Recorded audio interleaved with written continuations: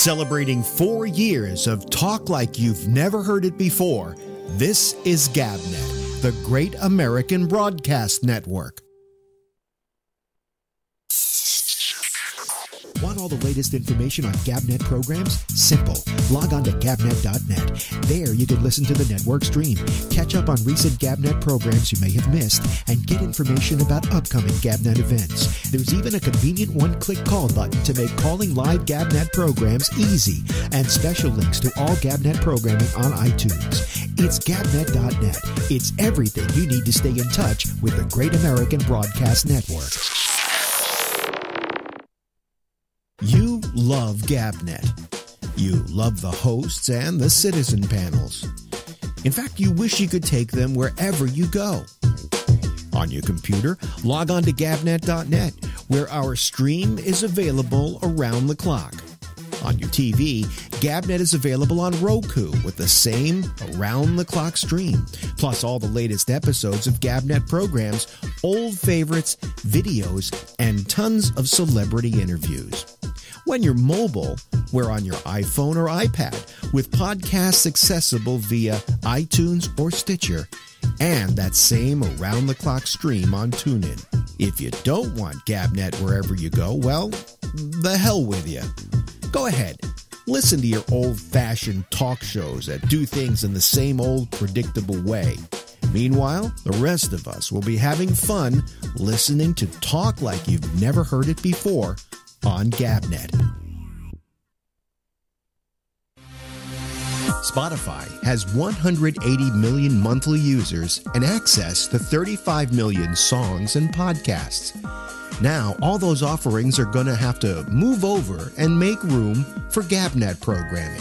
Yes, at long last, Alex Bennett's Ramble, Damian Chaplin's Exchange, Jack Bishop's The Intersection, and even the franchise MC's Arena and Michael Snyder's weekly movie reviews will be fighting for space on this massive platform. Each day, the programs are updated, so you can hear them on the Spotify app, available for all smartphones and game consoles. Or you can just go to Spotify on the web at spotify.com. So, give us a shot on Spotify. There's a 35 million to 5 chance we'll get people to listen to talk like they've never heard it before.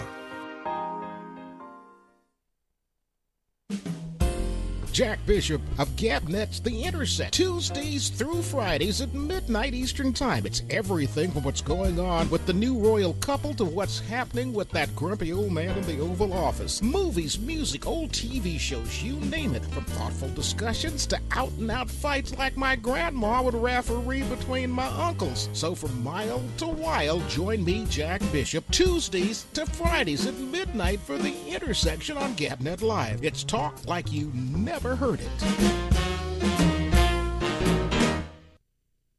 Reasons why you tune into GabNet. Reason number 29, the Citizen Panel. I'm saying that he could actually, a good lawyer might be able to make a case that he cannot get a fair trial anywhere in the United States because the President of the United States said, quote, he should be executed. And if you can't find a fair jury anywhere in this country because they've all been exposed to this. No, he'll never go to trial if he's treated as an enemy combatant. He's not being treated as an enemy combatant, Phil. He's basically a citizen. He has a green card. He has all the rights that a citizen of the United States has because he has a green card. Either you want to follow the Constitution of the United States or not. Go to Russia if you don't want to follow the rules. He said that he did this for ISIS. He had a note in his thing. He had phone call on his cell phone, and he says that he did it for ISIS. Therefore, okay, so Phil, if you did that, you should be able to be treated as enemy combatant. I think so. GabNet. Reasons to listen every day. Log on to gabnet.net for more. GabNet. It's talk like you've never heard it before.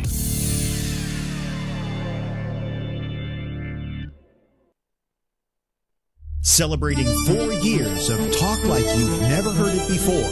This is GabNet, the Great American Broadcast Network.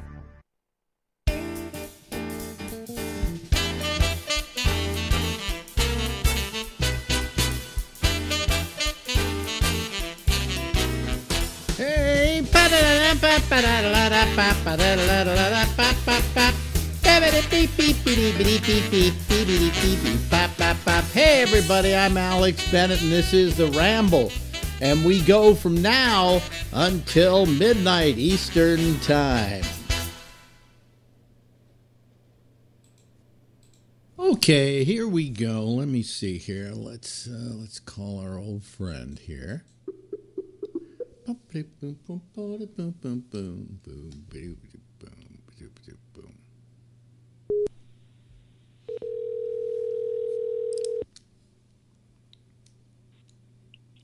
The Aryan People's Committee proudly presents the classic children's holiday films, Santa Claus Conquers the Jews, and The Crystal Knock That Almost Wasn't at the Duke Theater. Hello? Hello. That's my little holiday joke. And that's Stephen Pearl, ladies and gentlemen. Thank you. Thank you very much. All up and happy and peppy at this hour. Yes, right. Calling him all the way in Las Wages, Nevada, where the only way you can get ahead in Las Wages is when you leave to walk into the propeller. Thank you. Larry Bruce, 1904. I love it. Yeah. Those things always keep working. Yeah. It's a perennial. It gets better as it gets older. Yeah. Well, so is it true that what happens in Vegas stays in Vegas?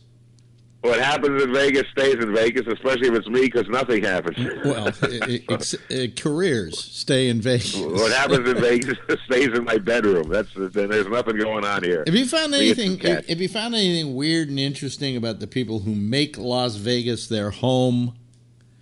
Well, I found you see some desert rats on the street here and there who are 20 years old and all wrinkly up and they look like they're 99. But most of the people I've met in comedy and in commerce and going to the store and things like that have been very nice people. So, and there you go. And it's interesting to see, slot machines in the supermarkets and the methadone clinics. It is kind of. Not that I go to the supermarket. What they love to point out is the fact that there are two different populations in Las Vegas. The transients, which are the people who are seeing the sights and pulling down on the slot machines, and the other ones who live there. And the twain never shall really meet, except if maybe you live there, but you're a performer, so you go to work. But once you go home, you leave the strip, you leave the gambling, you leave the bright lights, right? Yep, exactly. You're just in another suburb, so which is pretty much where I am. So, like anywhere else during the daytime, I pretty much stay in, or I do my shopping, or whatever anyone else does. But any other suburbanite does, and at night when I do my shows, of course, I walk to the casinos, ding, ding, brr, brr, ding, ding, ding. But I just do my shows, and I say hello afterwards, and then I come back home. So that's my big swing in life at the age of 63. You kind of get the idea, however, that that as opposed to other cities that have many different industries that populate the town, there is really a singular industry in that town, isn't there? Well, there's gambling and there's alcohol, I guess. Let's just say let's give it the overall banner of entertainment. Okay? Yeah. But otherwise, they don't do anything else. They don't make airplanes. They don't have computer companies. They don't have, a lot of different businesses that inhabit the area. So they're relying entirely on the tourist trade to continue the lifeblood of that city. Yeah, gambling and entertainment is pretty much it. So, there you have it. That's what they make here. Gamblers and entertainers. Yeah. Or they take in old entertainers from elsewhere like myself. So how old are you? Over 60? Come on, we'll work it. Which I like about this place. They seem to work the older comedians, which I like a lot. Well, I think I guess it's always been the case, though, in Vegas. I don't remember a lot of young comics working Vegas. I mean, when I'm saying young, I mean guys in their 20s. Yeah. I do know that, for instance, as he got older, Slayton had a residency at a hotel there. I don't know what it had been, the Debbie Reynolds Hotel, but then I think it became something else. And he had a residency. I think it was Hooters. Hooters. Yeah, he had a residency at Hooters. Yep. Imagine having a residency at Hooters. You get paid off in chicken wings and tits. Yeah. Who can complain? Yeah. Yeah, but he was there for about a year or so, something like that. Yeah, he was there for about a year, a while. So, and there's work here, so I'm not. I don't know if I want to get a residency. I'm still pretty new here, but I'm working here and there more than I was in San Francisco, more than I was in L.A. Especially for to make a few shekels at it. So. Oh, you say, and you get paid. Yep. Which is nice. Not a lot, but, I don't say that. I mean, it sounds to me like you're, on the average, you're working more in Vegas than you ever were in San Francisco in the recent years. Yeah, definitely in the recent years, without a doubt. I do like 3 gigs a year in San Francisco, like 2 at the Throckmorton Theater, which I love, and where else? 1 at the Punchline, and that's it. Out here, I'm all over the place, so especially the Tropicana. And there's a place called the Jokesters at the Hotel. Yeah, they seem to work me, so and I'm looking for other places too. I'll work anywhere and everywhere. Yeah. Now, are there any of the basic? I guess there's some of the chains are there. Like what other comedy clubs are there in Vegas? Well, you got Brad Garrett's place, and which is across the street from the Tropicana, and then there's a place called the Eclipse Theater, a big movie theater, and they have a lounge upstairs where they have comedy shows on Wednesday, which I'm there tonight. Mm-hmm. And there's other places I don't even know about. I think there's the Comedy Cellar, which I don't know if it's related to the one in New York or not, but they're here. And there's all kinds of places. I haven't even discovered 1/10 of them yet. So slowly but surely, I'm just going to scope them all out. Yeah. See who likes me and see who doesn't want me. You said Brad Garrett has a comedy club? Oh, yeah, the Brad Garrett's Comedy Club. I think that's what it's called. So I forget, what's the name of the place? I forget, but it's right across the street from the Tropicana, where Carl LeBeau does a kick-ass midnight show every Friday and Saturday night. Yeah. Yeah, so anyway. At the Laugh Factory. Yeah, well, it sounds like it was a good move for you. It is. It is a good move. And, it's cheaper here, which is nice. And just everybody I've met is real nice. And it's cool. And you get to see all your friends pass through town sooner or later, which is a lot of fun. So, hey, where you been? What are you doing? Or at our age, how are you? At our age, see them pass away. So no, I don't want to say they pass through town before they pass away. Sometimes they do both. Yeah, but that's quite a town to live in. I lived in Reno for a short time. And again, that was I worked out of Harold's Club. They had a studio in Harold's Club, and all the gamblers would come by, look in the window, and see this kid doing a show. Ah, that's funny. Which was really funny because I wasn't 21, and you're a kid, you're a baby. Yeah. So, but I was working the radio station, so I had to. Anytime I walked into the club, they had to have a security guard walk me up to the studio so I could do my show.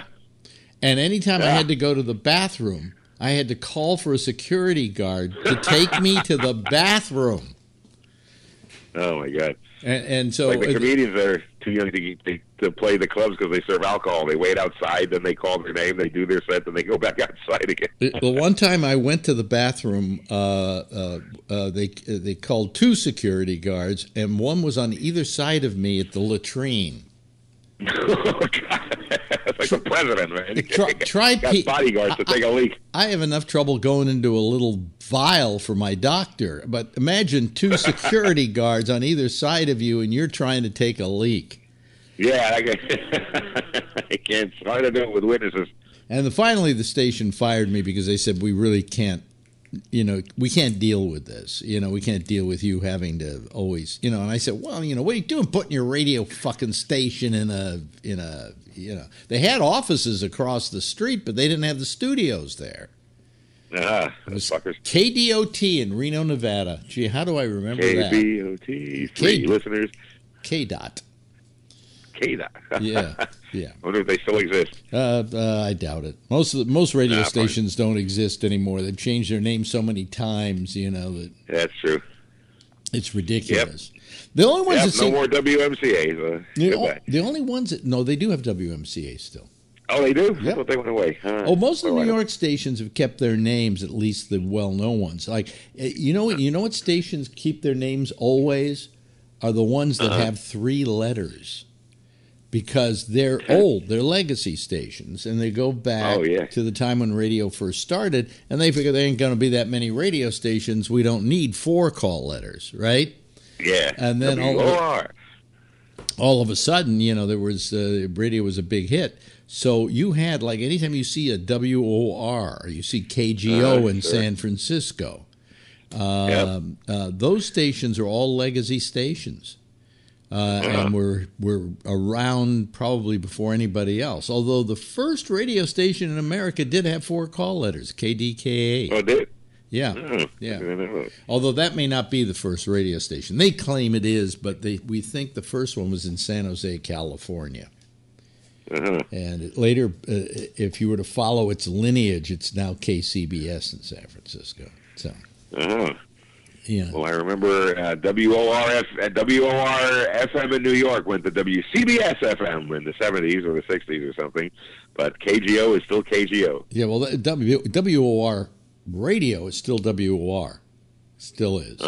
And the station went to WCBS FM, though. I remember they played oldies or top 40 or something like that. And all stations west of the Mississippi are K's. And all the ones to the right, east of the Mississippi are W's, except for 2 exceptions. What are those exceptions? You wouldn't know. CKLW, Motor City. I think they come from Windsor. No, actually, the Canada is C's. Yeah. And if you're in Mexico, it's X's. Oh, really? I did not know that. Yeah. Yep.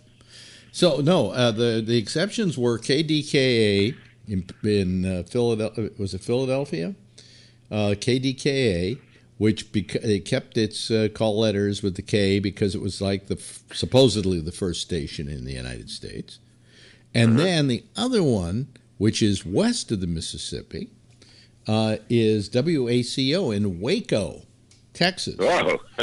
Who went around, wanted those call letters because it was so good, to have it named after the city. So WACO. That's perfect, yeah. Unless they change the name to Keiko, then they can change with the times. But until then, keep that W, folks. So any excuse. Any excuse.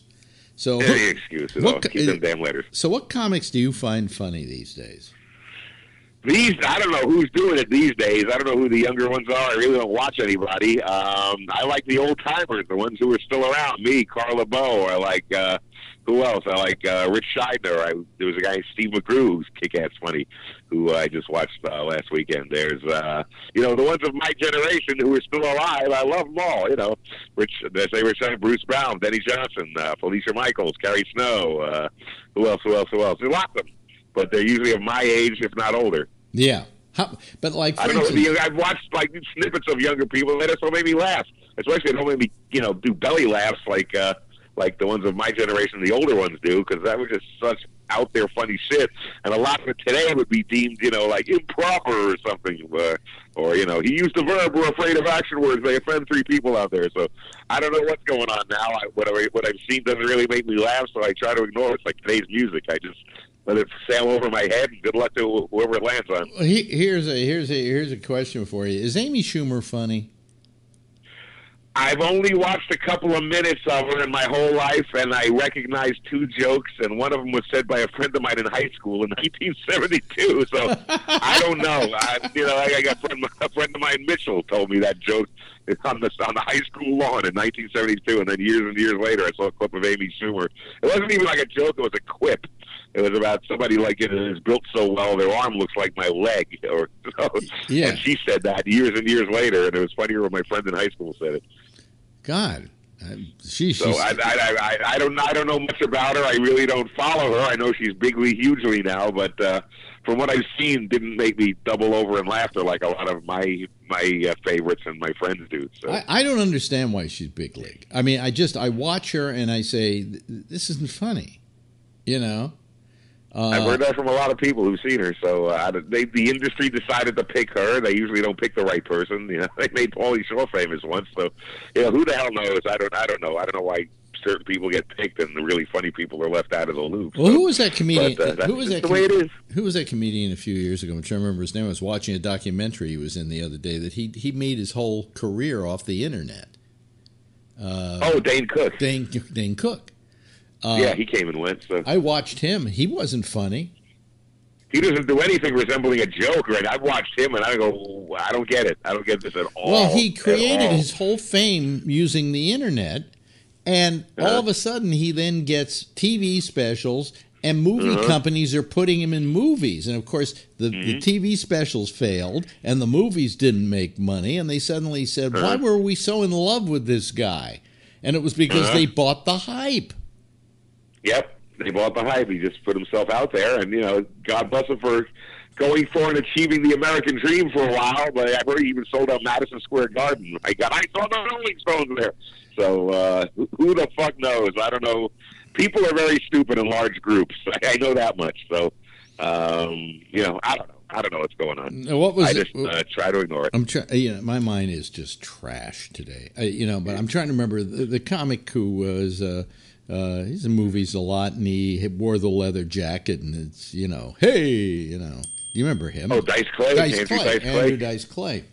Who, by the way, I saw him 2 weeks ago. He played Tropicana. By the way, is a very good actor. Oh, he's an excellent actor. In fact, I think he got nominated for a SAG Award again this year. Well, he was in this. I haven't seen it, but they say he's in A Star Is Born, and he was very, very good at it. Plays her father, and he was very good.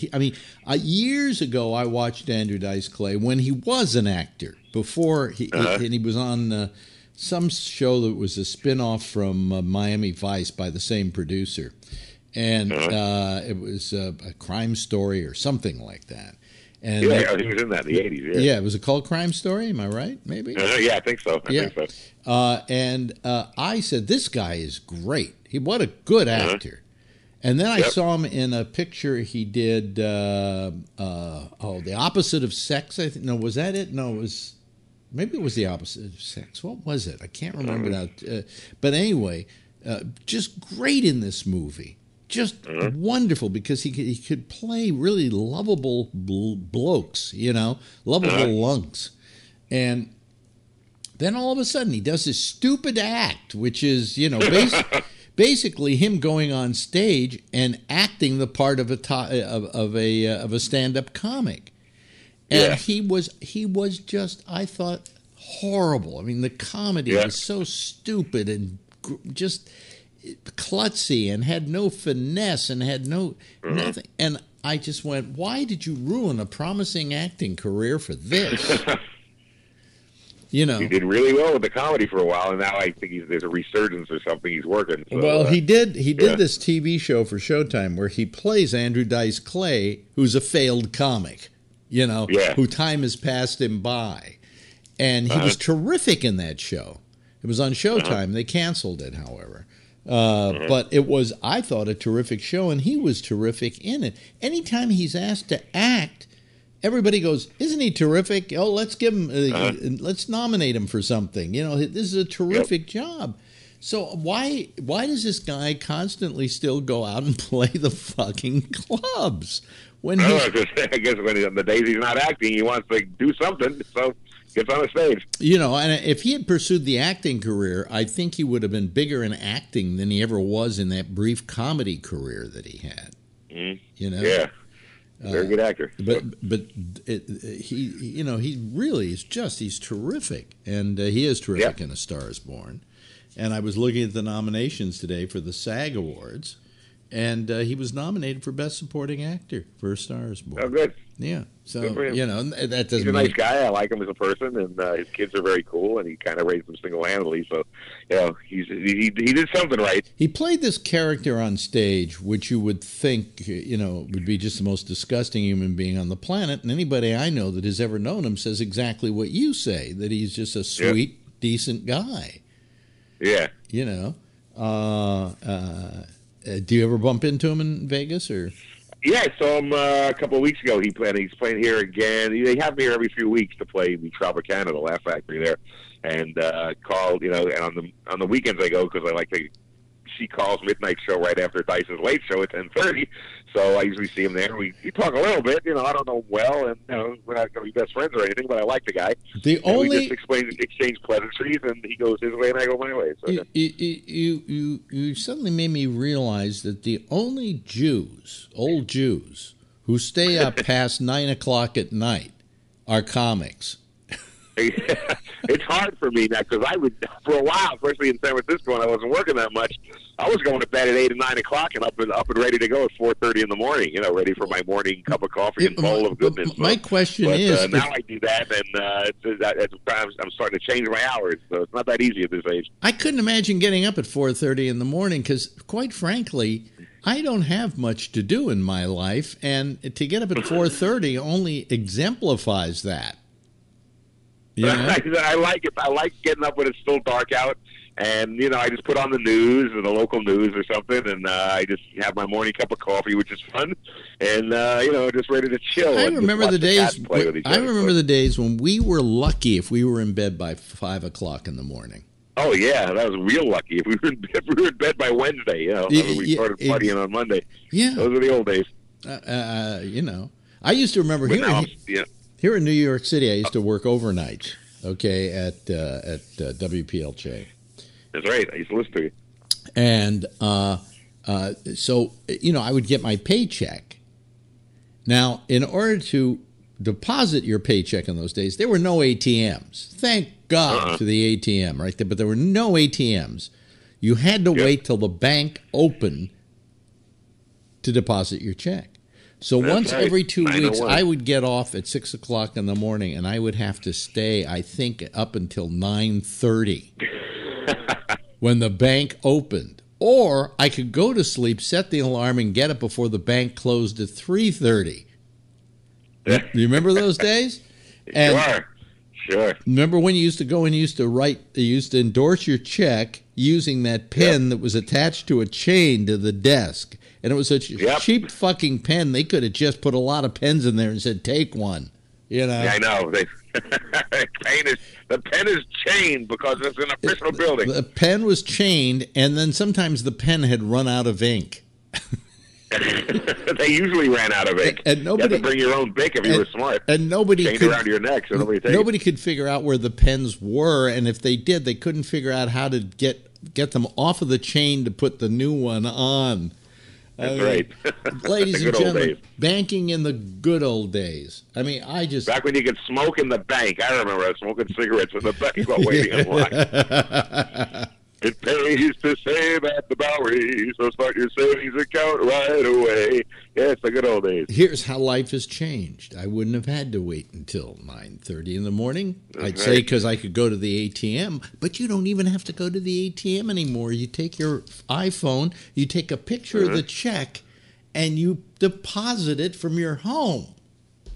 That's right. It's the modern age. Welcome to the future. Yeah. So, I mean, I would have loved that.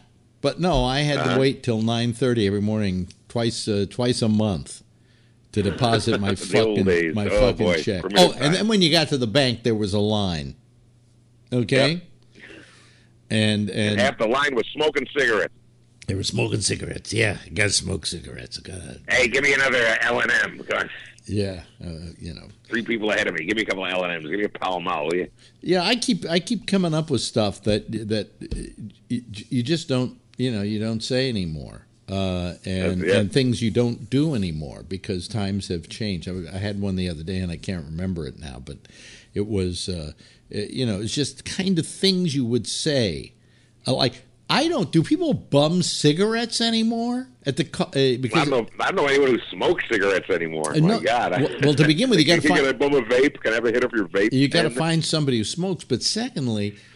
if I at $12 a pack here in New York City, it's insane. When if somebody went, can I bum a cigarette? I say, are you fucking insane? Have you got $1.25 for me or whatever the cost of the cigarette is? Yeah, you know how much these things are worth now. Yeah, I mean, I wouldn't let anybody bum a cigarette from me now. But I'm glad I quit before the price went up. Jeez. Can I bum a tank of gas from you? Yeah, sure. Here's $112. Would you ever smoke? I smoked for years. I smoked for 38 years from 1971 to 2009. Well, imagine trying to do it, okay? Imagine trying to do it at $12 a pack. Oh, how do you want to think about that, especially as cheap as I am? Yeah. Oh, no. Especially when if I know you were probably a 2-pack a day guy, right? I was a pack and a half. I was a pack and a half a day guy. Yeah, usually almost 2 packs a day. I was doing blow. I was a 4-pack a day guy. I was 2 packs a day. Back today, that would be 24 hours a day today, man. Holy crap! Yeah. One doctor said to me, we got to do a thing to check and see if you have cancer. And I said, how do you get that? He says, from smoking. I said, I haven't smoked for 25 years. He said, yes, but when you did, you smoked for 40 pack years. That's how he described it. 40 pack years. So you might have cancer anyway. And I said to him, then I shouldn't have quit? Is that what you're trying to say? I shouldn't have gone through the trouble of quitting? Anyway. Yep. Hey, we've run out of time. Already, my God, it goes by in a matter of seconds. And I won't see you till next year because we have we have about a week and a half off for the new year and all for Christmas and all of that junk. Oh, okay. Well, give me a date. I happen to have a calendar right in front. Oh, look, there's January. It's the first page. We'll do that right after we're finished saying goodbye to our dear friend Stephen Pearl. Thanks, Stephen. Thank you, boys and girls, men and women, ladies and gentlemen, ostriches and mandrills. I love you all. Celebrating 4 years of talk like you've never heard it before. This is GABNET, the Great American Broadcast Network. Well, there's our old friend Stephen Pearl, and we won't see him till next year. Because, by the way, I haven't sent a message off to our people yet, but we're taking the Christmas week and a little bit into the next week off because it's the holiday season. We're going to be off the air from Christmas to New Year, okay, basically, and then we'll come back on a Wednesday. So anyway, oh God, I don't know. I got to stop taking this medicine. It's making me loopy. I can't even do simple tasks anymore, and I keep fucking up. Let me see here. Where are we?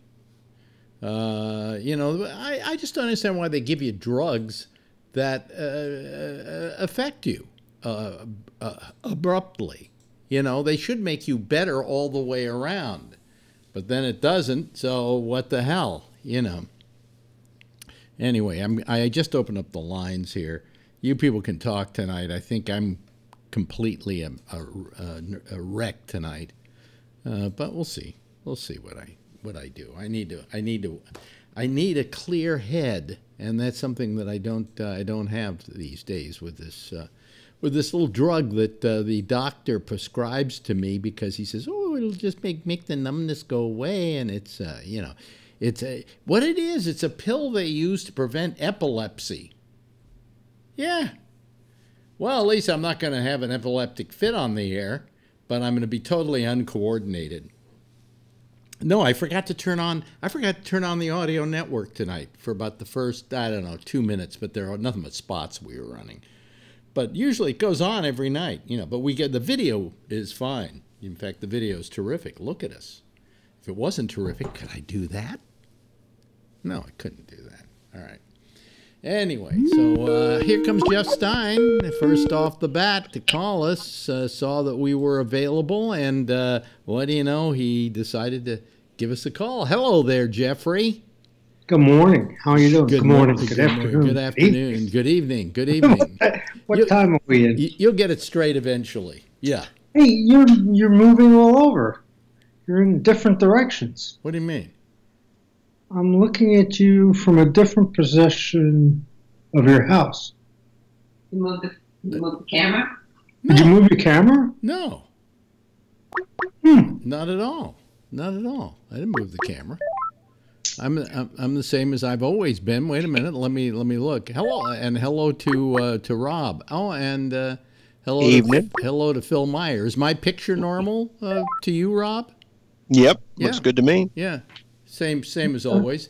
So I don't know why. Oh, it's backwards now. Oh, it is. You know what I did? I did something the other day, mainly because I wanted to see if that would happen. Okay, so let me go back to video settings. Let me go to webcam settings, and where is it? Is it mirrored? Okay, normal. There you go. There we go. Okay. The reason I did that the other day was that what they have is if you look at yourself as you're talking to people on Skype, you will find that you are in reverse. Your picture is in reverse, and they do that because they think you're too stupid. And they think you need to know that your hand's here and your hand's there, and they'd be all bothered by that. But then there's a setting that said mirror. Now, what I assumed it would do, it would mirror it for me here, but it wouldn't mirror it for you out there. But unfortunately, it mirrored it for you out there. So I just went back to the old way of doing it. What the? I don't see anything in a mirror. I walk up to a mirror and it's totally blank. Well, that's right. It's as we expected. You're magic. You're a Trump supporter. There's no way you could look at yourself in a mirror. And feel good about it. That's for damn sure. At least I'm not being fooled by Schumer and Pelosi, you guys. How am I being fooled by Schumer and Pelosi? Two people I can't stand. They're selling you a bill of goods, and you're falling right in lockstep. What bill of goods are they selling me that I've bought? They want power, and you're supporting them. Oh, I'm supporting them having power, absolutely. Yeah, but they have no intention of doing anything different than anyone else except lining their pockets and enjoying their power. How has what's Pelosi? her name? Pelosi, how's she lined her pockets? She's a very wealthy woman. She was a very wealthy woman. Donald Trump's not. She was a very wealthy. You said he isn't. She was a very wealthy woman before she went into politics. She's a lot wealthier now. And how so do you is know? People like Dianne Feinstein. What's her net worth now?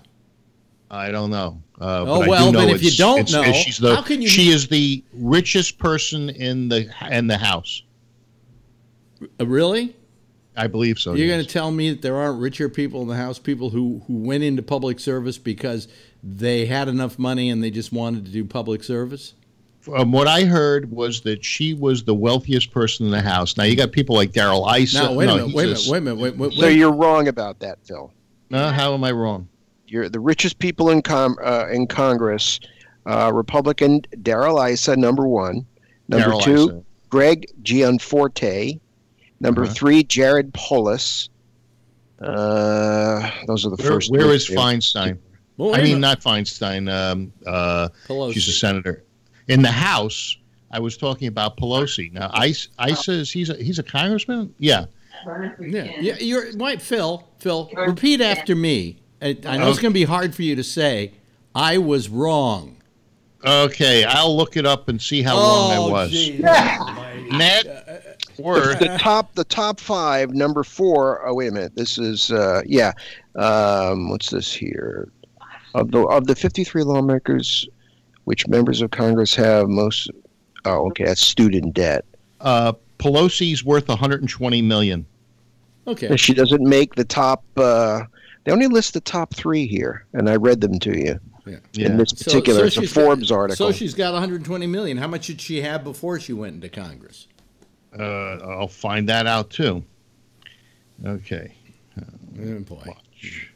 You said that she was the richest person in Congress. Okay, that's what you said. That's what you said, and it's not true. Well, let me find out. It's not true. I just checked. I'm looking at Forbes. Do you think I'm looking at a Democratic computer or something? What do you think? Do you think Rob is sitting there lying to you? Okay. Yeah. Okay. So these people, according to this, is how they made their money. What they all have in common, those top three, they chose the private sector first. After finding success on the private sector, they set their sights on the public sector. These guys came into power with money. Okay. They made their mark in technology. They built and exited businesses. Okay. Well, let's see. Why don't you like Phil, hold on a second. No, she's got a lot more money. Phil, why don't you apologize? Because Pelosi's wealth grew by 62%. Yeah. So Pelosi has sizable assets in United Football. Mm-hmm. More of the Hill report. Okay. So so she invested money, and that's why she's worth more money now. 62%. Yeah, because she made good investments. Okay. So okay. Now, are you ready to apologize? Because you said she was the richest person in Congress. And you said that she made that wealth off the backs of Americans in Congress. She made 62% when she on 120 million when she was supposed to be doing the job of the American people. Maybe at 178,000 a year. Could it be maybe she had a good stockbroker and she just didn't pay attention to it and accumulated that wealth? Don't you want all of these people that have all of this money to put their money in a blind trust? Apologize, Phil. Apologize to Nancy Pelosi. I was wrong. She wasn't the richest person in Congress. Oh, okay. But she's damn close. All right. Yeah. Oh, really? Yeah. Oh, really? Yeah. I wouldn't. Who knows? She may not even be close. We'll see. I'm trying to find the rest of the list. Yeah. Because the only way you can afford to work in Congress is to have money going in, because they pay shit. 178 G's a year. Yes, but out of that you have to pay staff. Out of that you have to pay for your travel. Oh yeah. There are guys, there are congressmen who are, and then you got to take care of your family, your home back where you live. It's not like you give up your house or anything like that. And a lot of guys in Congress sleep in their offices. That's their choice. Nancy Pelosi is fifth. She's fifth. She's damn, but there was a time when Phil, she was that first. Isn't what you said. She was there before Darrell Issa. That isn't what you said. All right. Well, she's damn wealthy. No. That isn't what you said. Nobody was disputing that she was wealthy. We were disputing that she made all this money off of being in Congress. And I said I was wrong. What are you going to do? Rub it in? Absolutely. Yeah, I guess you are. Absolutely, Phil. Her net worth is $58 million. By the way, everybody who's out there has been playing our little game. You can have 2 drinks on that one. Yeah, okay? yeah. Well, it says here her average net worth is $58,436,000. That's what she made this year. Average so I'm looking at the thing from the Hill. Her average, Phil, he just said her average net worth is what? Yeah, again, but she's Rob? 100 years old. So if you take her net worth and you divide it by her age, that's her average. She didn't earn $58 million. That's not her salary. Okay, it says Pelosi was worth it $35 million in 2010. She reported $43 million in assets and $8 million in liabilities. She has a net worth in 2009 of $21 million. Wait, how many years ago was that, Phil? 2009. So from 2009 to today, under the celebrity, where did I find it? Celebrity. Here it is. Boy, you're trying Nancy too Pelosi's hard, net Phil. worth. Celebrity net worth. You're not going to dig yourself out of this hole. CelebrityNetWorth.com, and it says her net worth is $120 million. She says... wait a minute. Hold on a second. Who are you going to believe? Forbes, which is Rob's? Or are you going to believe...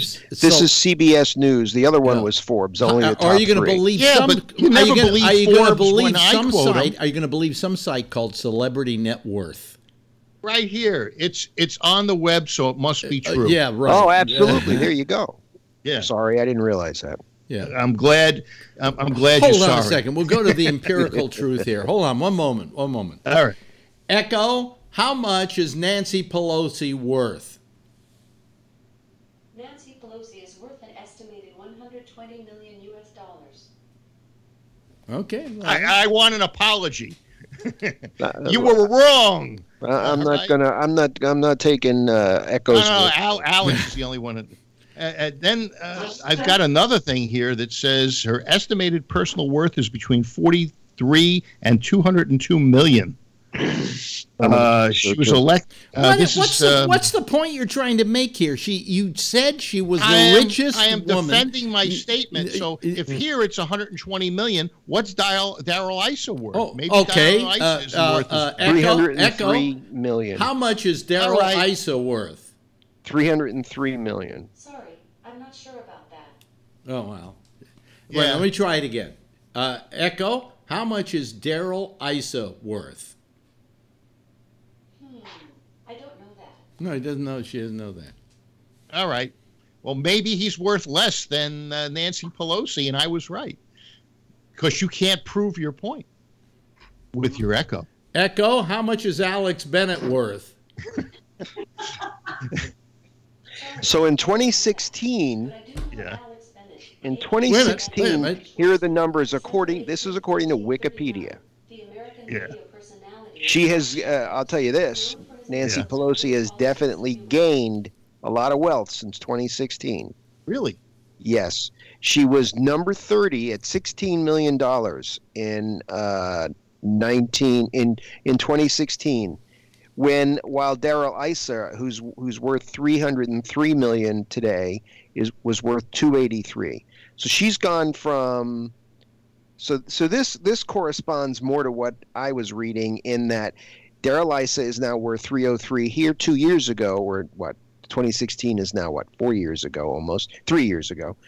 He was worth 283. Nancy Pelosi is worth, what did I say? Was 158 million or 58 million? 100. Was it 120? Oh, she went from 58, I think, to 120. But you know, the thing is, what is the point? What's the point? What's the point? Forget it. Look, these are the 2 years that Trump has been running the country, and Nancy Pelosi has profited more off of Donald Trump than Darrell Issa did, and he's a Republican. She went from 16 million in 2016 to 58 million in currently in 2018. Okay, well, look at all of that extra profit. She owes it to Donald Trump. Yeah, how about me? How about me? I've lost money. Well, you're a bad investment. Yeah. You're a bad investment. Oh, boy, Phil.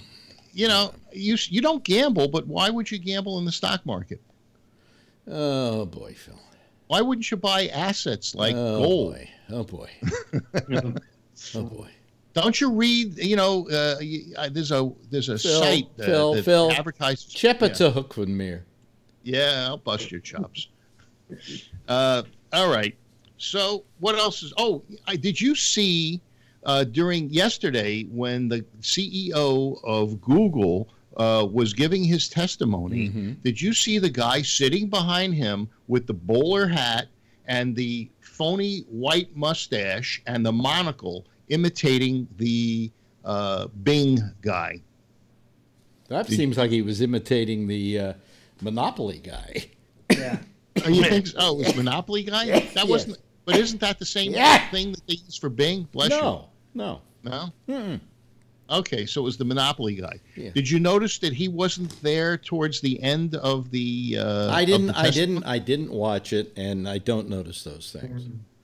I cared photo mugging. I cared that those asshole Republicans were so worried that when you Google the name Donald Trump, or rather Google the word idiot, a picture of Donald Trump comes up on Google. Well, they seem to be very bothered by that, and the guy at Google had to explain why, and that it had nothing to do with Google wanting a picture of Donald Trump to come up, but the algorithms made that come out, dependent upon how many other people had searched for the word idiot and put up the picture of Donald Trump. But these idiots, these morons, these wonderful computer people who run Congress couldn't understand what algorithms were and so on. So. Oh, I think they knew. They were asking intelligent questions, and they put him in the hot seat when they showed that they had a memo that was from his the woman that does the diversity thing for Google, and it said that they were able to swing the election towards for Latinos in key states, that they were able to bring out the vote for Latinos in key states, which means that Google was manipulating the election. Wait a minute. And are you telling me there's something wrong with getting out the vote? It wasn't a matter of just getting out the vote. They were manipulating it through the information that they were according providing. to what these wonderful computer analysts you have as Republicans in Congress? Yes. These same people who don't understand algorithms? Well, I think they understand algorithms. I think that the CEO of Google was on the hot seat. He got caught with his pants down, and he didn't really have an answer. And anytime he he didn't have an answer on why his pants were down? Yeah. Anytime he was put in a position Perhaps because he was bending over to say "kiss this." Yeah. He was bending over, all right. But the thing is, when he couldn't answer it, he says, "Well, I'll get you that information." And so one of the senators said, or a congressman said to him, "You make $100 million a year. You should have this information." I thought it was interesting. Oh, but really? The thing well, listen, why don't they go ask it Nancy Pelosi? She's rich. Yeah. Well, she was happy. Forget it. Let's not get back into that bullshit of yours. You know. Yeah. All right. The thing I liked the most was the photo mugger that was behind the CEO.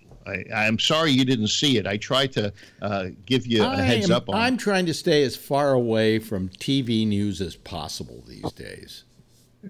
Well, okay. Yeah. So where do you get your news? Huh? Where do you get your news? From you, Phil. Oh, I'm glad of that. Now at least you're hearing the truth. You get the truth. No, I do things like I watch the BBC, and I read reputable news organizations on the internet. Did I hear that May squeaked out a win today, and that she's still in a job? Yeah, Theresa May. Yeah, but she's probably going to quit after the Brexit thing is over with. They may not even withdraw from the EU the way this is turning out. Well, you know what it was? It was like voting for Trump. I mean, they suddenly realized after the fact what a mistake they had made. Yeah. I don't know about that. The French are not too happy about the way things are going, and they're burning their country down right now. They're not burning their country down. They're protesting in the streets. Yeah. Have you seen? And they're supposed to do that every Tuesday for the rest of their life. Yeah. Well, no, they're doing it every weekend. These guys aren't happy about the way government is taxing them for this climate change stuff. They're selling them a bill of goods. I guess, Phil, there is no climate change, correct? No. Did you have some horrible fires in California, the worst ever? Probably it was set by PG&E. I see. Okay. Yeah. Actually, I heard there was I don't know if it was PG&E, but I thought it was some facility that emitted a spark, and that's what started the whole thing. Yeah, but that's what I heard. The fact that you can emit a spark and then start a conflagration like what went on in California seems to indicate that the weather and the way in which the brush and everything is tinder. Our president told us that you didn't rake. Fuck your president. Fuck your goddamn president and the horse he fucking rode in on. Okay. Oh, well, I think he was right. I think that horse's name was Melania. Yeah. Well, if the Forest Service isn't taking care of the underbrush, you see, you've got all of these. Wait a minute. The federal Forest Service. Are they state or are they federal? Well, they're both, I guess. No, they're federal, Phil. They're federal, and they're under the jurisdiction of the President of the United States, so the fires were his fault. Oh, yeah, okay. All they had to do was request. But you know what? In California... all they had to do was request. This president doesn't give shit to anybody who wants to do anything for the ecology. The ecologists in California don't want any cutting of forests or any of those types of things. You don't do that. That isn't how you stop forest fires, Phil, by cutting down fucking trees. And you have controlled burns. No. What you do is you have to clear. I know him. You have to clear brush. That's for starters.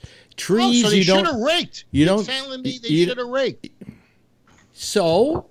Who's the head of the federal government that should be in charge of taking care of that sort of thing? All the environmentalists, they don't want them to do that. Patrick, is this driving you crazy? Is your head exploding yet? No, because in Wisconsin, under this horrible Republican governor that we have, at least until January 7th, our local, well, not local, our state DNR does that regularly in all of our state parks and in the local park, the county. I see them all the time. Whenever I go to the park, they're clearing shit out. They're in the middle of the wood. They're pulling out dead wood, literally. Those are Democratic people.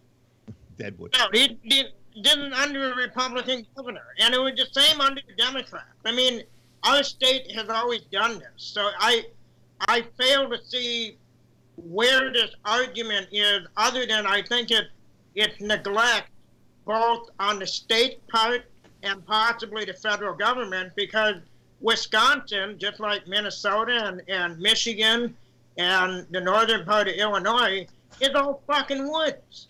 Yeah, but you get more precipitation. What's that? You get more precipitation there. It's the droughts that cause the big problems.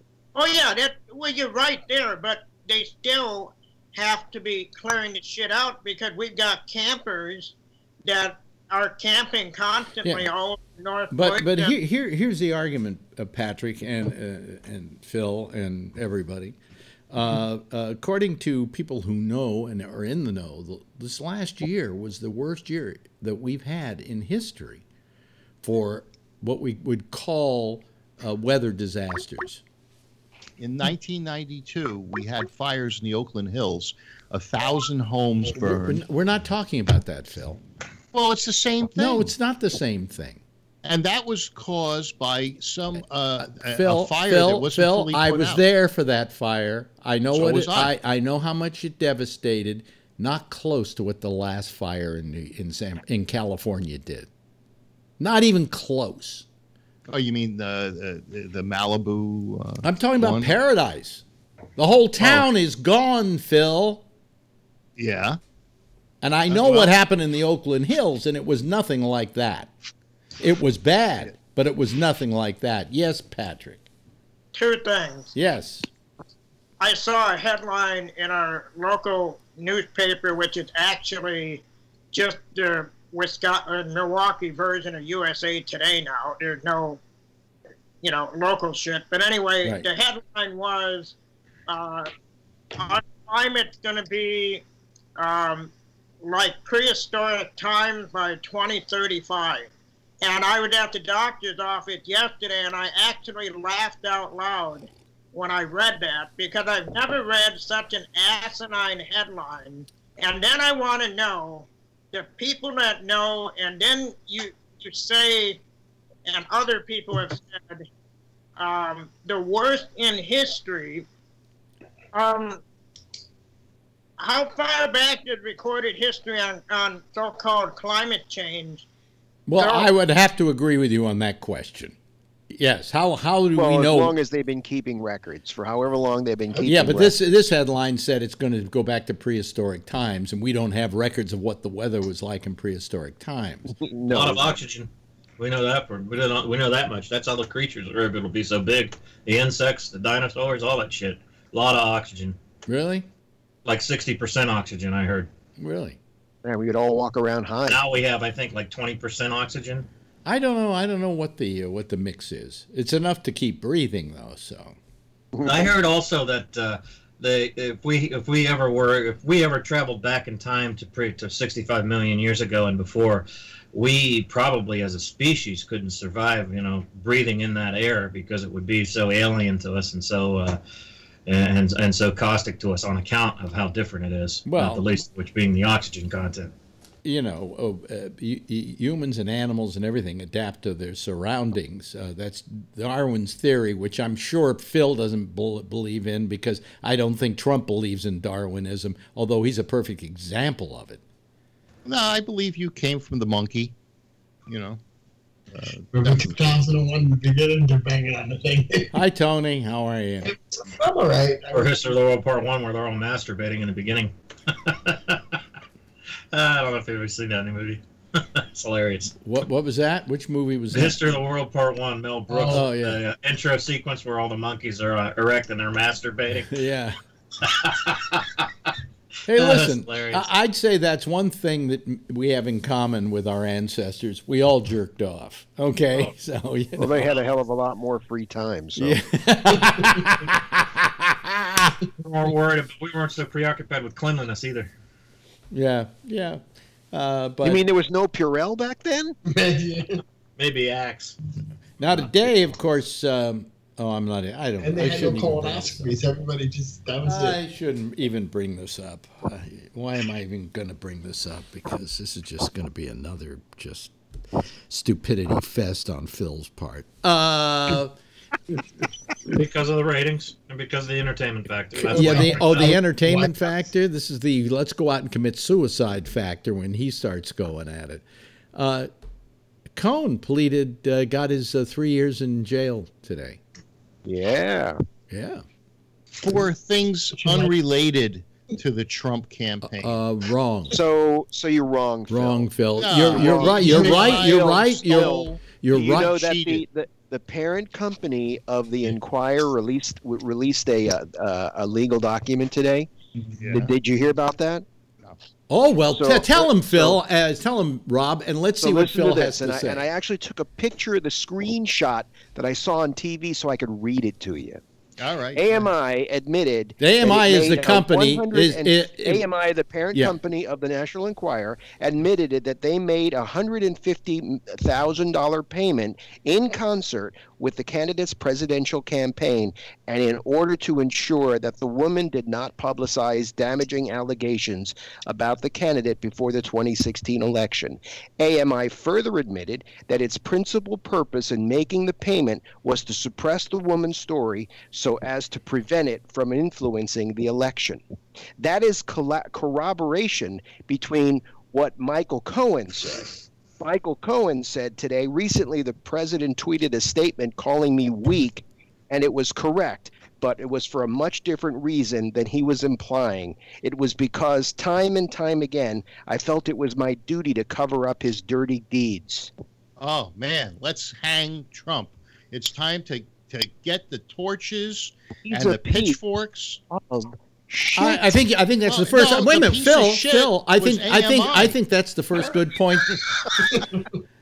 When you talk about pitchforks, they should have said no. I think that's the first important thing you've said all day. It's that we want to get Trump. Yeah. You speak of pitchforks and torches, you make my dick hard. So watch it. Watch it. Yeah. It's a good thing I'm far away. Yeah. The thing is that how do you feel about the fact that the National Enquirer says, "Yup, we did it," so that he is for the campaign? We'll see. How do you feel that your president is now an unindicted co-conspirator in breaking campaign finance laws? Well, at least he doesn't have to pay rent. But no, don't make a joke. You're asked a question, Phil. I'm not sure that I'm not ready to make a comment. No. You say it's fact. No. This is fact. This is all legal facts I've heard facts coming from cases. Phil, the comments today the National Enquirer made are in a legal, almost deposition, right, that they presented? Okay, yes, this is the one that keeps telling me that Martians are dating Jennifer Aniston. Okay. No, that was the Weekly World News, Phil. That was never the National Enquirer. Hey, it's the National Enquirer. Admittedly, well, you know what? It was the National Enquirer, to their credit, and I will give them credit for this, that broke the story on the John Edwards mistress and love child, and they actually got an award for that. So I do hold the National Enquirer in some regard. Well, we'll see. I'll look at it. And I'll comment. Yeah. But when you finally find out what Fox's talking point is on this, yeah. Well, I'll look into it. Yeah. All I know is this is the same organization that tells me that Martians. They didn't do that. The Weekly World News ran that kind of story. See, here's what happened. So Let me explain to you. You familiar with the Weekly World News?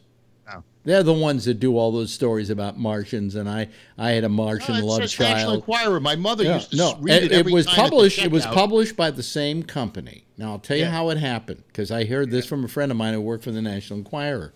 The National Enquirer at a certain point in their career were black and white, and they used to print the Enquirer in black and white. And all of a sudden, they decided they wanted to go to color, so they put in color presses. So what to do with the black and white presses? They created the Weekly World News. Okay? All right. But entirely different in substance and style. Okay? Oh, I quote certain news sources, and you poo-poo them. And now you're quoting a news source that is not Wait a vetted minute, for Phil. me. Phil, no, I'm not quoting a news source. I am quoting a deposition this news source has made to the law, to the legal people involved, Well, I saying have this not is what seen- went on. Yeah, I have Google not it. You'll seen find it. anything like that. Okay. Well, why don't This you is not why don't you colored just by any news go to organization. Drudge? I bet it's on Drudge. All right. We'll go to Drudge. That I can do. Yeah, that you can do. You got that earmarked. Patrick. I have Fox News on right now, and it says, I just paused it so I could read just this one line. AMI admit to working with campaign to silence stories. So that's on Fox News. So that's not on MSNBC. It's not on CNN. It's not on anything else. It's on Fox, and it's there. So it's a real story. Well, if it's true, and if they prove it, then I guess There's nothing to be proven, Phil. They've admitted to it. Admitted to it. Yeah, well, maybe They they signed a got one of those. deposition. You know what a deposition is? Yeah, it's you give it under your sworn testimony. And under the threat of perjury. Mm-hmm. Right. All right. Well, it looks like he's not boy's having in a trouble. good day. Yeah. It looks. I can't find anything yet under that. You can, Drudge doesn't have it there. No, not yet. I mean, I'm looking at it on the phone, so it takes a little longer. Hold on a second. Drudge. Mm-hmm. Drudge. No, I don't see anything. Tribune publisher. Let's see here. Oh, here it is. Revealed non-prosecution agreement with National Enquirer parent company. Yeah. They have it. You know where that's a big story, right, people? Guess where Drudge has it? He's got it buried in the second column. Let me. Okay, no, I'm not seeing anything yet under that stands out. What I What's read the headline on Drudge, I'm wondering. The headline on Drudge, you said that that other story was on like the second column. I'm wondering what the main story is. Probably something to This story is Pelosi or something. Who knows? This story keeps talking about Michael Cohen and his 3 years in prison. U.S. Attorney's Office also announces non-prosecution agreement with American media related to its payment of $150K to a woman to influence the 2016 presidential election. Mm-hmm. And in their admission, they admit that they were doing it, and they did it to influence the election, and they did it at the I guess the behest or whatever of the Trump for President committee. Right. Okay, I say let's string them up. Okay, good. It's time. We have a lynching party here, folks. Yeah. I'm gonna. Brian's gonna get hard. I'm gonna get the pitchforks and the torches. We'd find a tree to string them up with, but where you live, there are no trees left. So Are you ready to sell the hat? No, it's going to be a collector's item. You know what? It probably will be. What? Yeah. The MAGA hats are not going to be a collector's item. There are too many of them. Yeah, I was thinking that as I said those words out of my mouth. Yeah. Well, maybe he'll sign it for me when he's doing the perp walk. So we'll see. Being somebody giving testimony does not necessarily get a guy convicted. Well, we haven't. You're right. No, you're right. We're not saying that, but we're he's saying a sitting president. Gee, why can't you be that forgiving about someone like Hillary Clinton when she's giving testimony about how she was not involved in Benghazi? because Trump didn't kill anybody. Yeah, because she's a bitch woman Democrat. That's why, Phil, and you're executing a double Trump standard. didn't kill anybody, and neither did and neither did Hillary. Yeah, well, giving how did she uranium kill? How to did the she? Russians? Oh, jeez, you think everything's a conspiracy unless it involves Trump. No, but what you do is you make statements like, well, he never murdered anybody. She did. No, she didn't. That's right. No, she didn't. Yeah, the 4 people in Benghazi. No. You know who killed them? You know who was responsible for their death? You're saying because there was some sort of cutback? No. And what about the cover-up? You don't want to listen to me? No, go ahead. Do you who was the guy? Who was the ambassador who was killed? The guy from Danville. Yeah. Yeah. Well, the guy from Danville. Yeah, he lived in Danville. No, I don't think so. Yeah, originally, and anyway, yeah. He was told by the powers that be and by the CIA and so on, do not go to Benghazi. And he went in spite of the fact. He was told not to go to Benghazi, that it was a bad place to be because it was a hotbed, and he went and took his 3 people with him. Yeah. Just like that asshole funny fucker Christian that got himself shot up with arrows in that Sentinel Island. He just wouldn't listen. Fuck you. Yeah. He got what you deserve. No, but he wasn't listening. Hi, Jeff. Jeff hasn't said anything tonight, and I think he should, outside of the fact that my picture was backwards. Well, that was an interesting part of the beginning, but the fact that Phil finally admitted to being full of shit on something. Yeah, mark your calendar. This is great. Yeah. I'm just well, I think look, I'm ready to go to bed. You know, I don't. Nobody's. They're all innocent until proven guilty, and these guys may have just given what Mueller wanted in order to protect themselves. You know, you can't perjure. You can't commit perjury if you're lying in order to save your skin in something like that and telling people what they want to hear, because that kind of perjury will be found out too. You just don't perjure yourself at all. I mean, that's why Trump's lawyers don't want Mueller talking to him, because he is such a fucking liar that he'll perjure himself without even knowing he's perjuring himself. Yeah, well, he doesn't do a good job of that. Yeah. You know, some people shouldn't be put on the stand, and I understand that. I've seen it. Mm-hmm. You know, they're their own worst enemy. Mm-hmm. Mm-hmm. Well, we'll see. This is not good for Trump.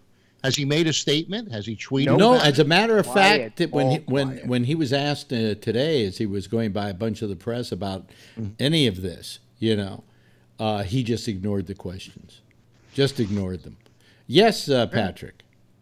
One of the things that I've noticed with the president is when things get warm towards him, he seemed to, the cat seems to get his tongue, so to speak. Mm-hmm. But otherwise, that mouth is going and the tweeting is going on everything else. But whenever anything gets near him, whether or not he's guilty of something, but something that could affect him, he really doesn't say anything.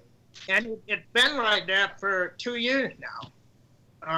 So there's another example of that. And it's just something I've personally noticed, that he just goes mum and, or diverts it to a different topic. By the way, I feel good about talking about Trump tonight because I think in the last couple of nights we haven't. Last night was completely right. So I don't mind talking about him tonight. And this is huge news. I mean, This is when was the last time a sitting president could be indicted? Nixon. No. For criminal activity. For Clinton. No, Clinton wasn't. That's political. That wasn't. What did they impeach? Was it Johnson back in 18-something? Yeah, he was one of the others that got impeached. What did he get impeached for? I can't remember now. To tell you the truth, It was I don't just think anybody can. yeah. Long time ago. Yeah, and what did Clinton get impeached for? Lying. Yeah, but was it a felony? No, I guess it political. must have been. No, it's all political. This is the first time, at least in modern history, that a president can be, if he doesn't win in 2020, he's going to go to prison. Really? Yeah. Well, you know, it doesn't look good when something like this comes out, because that's enough to give any opponent plenty of. You see, Phil, Absolutely. let's be. Why would you vote for a guy who's a freaking criminal? Yes, Jeff. I might not. Jeff. Yeah, but I'm not sure about this, but I would think that because he's president, he can't go to prison until he's no longer a prisoner. What they're going to do now is they're going to debate, because there right now this is all a debate, and the Democrats are going to debate whether or not they can hold the statute of limitations back because he's in office and you can't prosecute him, but they've got him.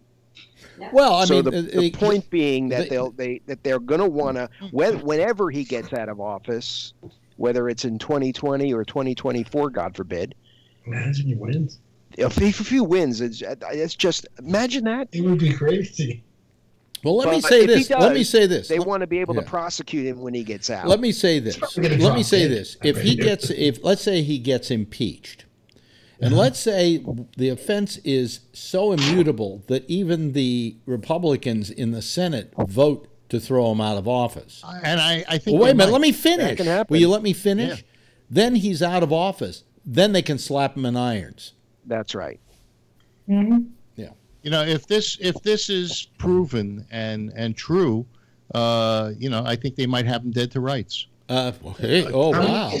Whoa. Well, folks, I'm glad I'm laying down. Yeah. Christopher Stevens. Everybody who's been taking drinks all night, sober up. Yeah. Hey, Christopher Stevens, who was the ambassador in December Libya. 12th, 2018. Yeah. Well, Christopher Stevens lived in Grass Valley, and his mother lives in Danville. Okay. Yeah. All right. Anyway, I mean, now here's the big question, though, and this is an interesting one, because the Democrats have a really snarky problem here. I would suggest, if the Democrats were to ask me, don't impeach Donald Trump, and the reason being is that it's only going to make him more of kind of like a martyr in the eyes of the people who like him. Okay. I agree. But on the other hand, if the Democrats don't, their base is going to turn on them. So they've got a very thorny situation coming up. You know? Well, it really, we still don't really, we just have tip of the iceberg on what Mueller's going to reveal. And that can really change the picture when all that comes out. Yeah, there might be people like Phil is saying, hey, if all this is true, I've got to change my opinion. There are probably a lot of Republicans that go, if he truly is guilty of something, I can't sit here and stand behind him. Which is why, as a happy compromise, it could be palatable for the Democrats to wait until 2020 in the run-up to the election to impeach him. You're going to wind up with Patrick. You're going to wind up with Pence in office. Patrick. I think you revealed, Alec, one of the problems with the Democratic Party is if they don't impeach him, then they're going to turn on the base. And the Democrats are very short-sighted. Yeah. They don't see a long game, and they don't know how to strategize. And that's up to Nancy Pelosi and Chuck Schumer to gather all of their folks and say, look, here's the plan. We're not going to impeach him because we don't want to make him a martyr, and we're going to let things continue to pile on him. And then once it's a foregone conclusion, then the Republicans are going to be on our side too. Right. That's the problem with the Democrats, and I've noticed this in our state too, in Wisconsin. They're very short-sighted, and the Republicans have learned how to strategize ahead of time and to see, 2 or 3 years ahead for something.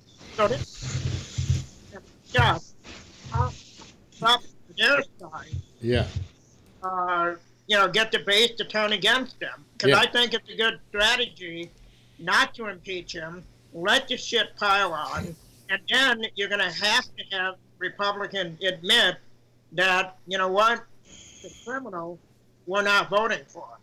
And he's not a martyr. Yeah, yeah. Yeah, here's the problem also is that he today said something which is, I think, incendiary. And the quote was something to this extent. Now, maybe somebody can find the actual quote, but the quote was basically, if the Democrats or whoever try to impeach me, there will be a rebellion in this country. In the Senate. No, he said no, that he didn't say. after... No, he didn't say in the Senate. He said the people. He said the Senate would go after Democrats. No. That is not the quote that I'm looking at. Can somebody find that quote? But it basically said the people would rebel. Yeah, he said it, Alex. I just found it. Yeah. He said people would revolt if Democrats try to impeach me. By the way, look who's joining us, ladies and gentlemen. A long time ago, his guy used to be on regularly. Ladies and gentlemen, Josh Wheeler is calling us. Hello, Josh. Hello, can you hear me? Yeah, we just haven't got a picture on you yet. Okay, it should be coming up. Yeah, turn your camera off or on again, and that'd probably do it. Okay. Yeah. Yeah. Oh, trying.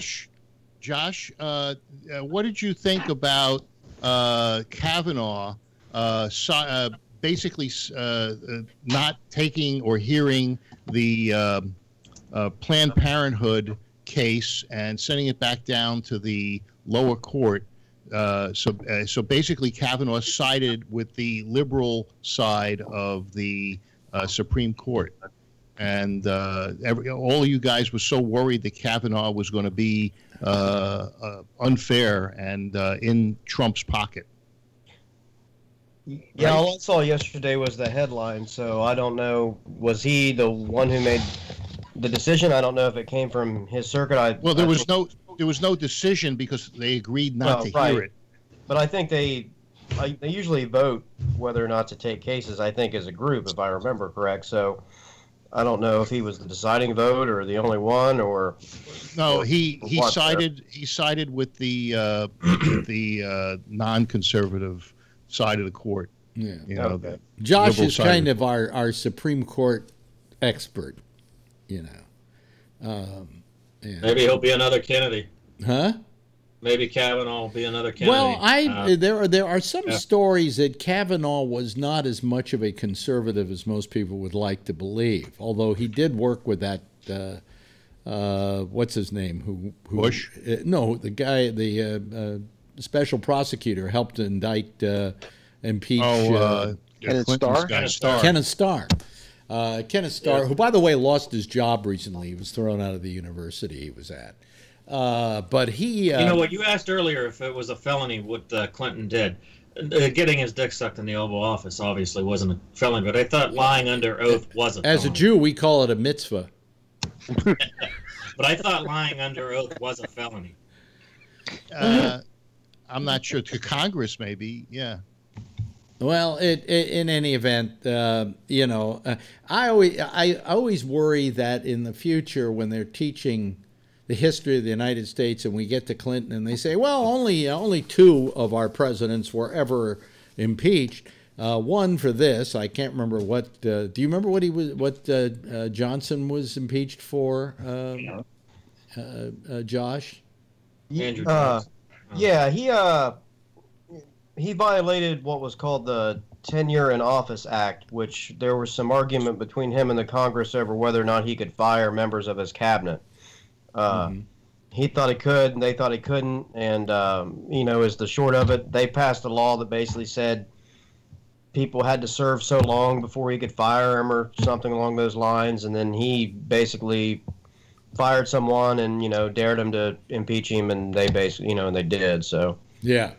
Yeah. But he was acquitted in the Senate trial. So that would be taught, and then they would say, and then of course there was Clinton, and they'll say, what was he impeached for? And then you got to talk about blowjobs.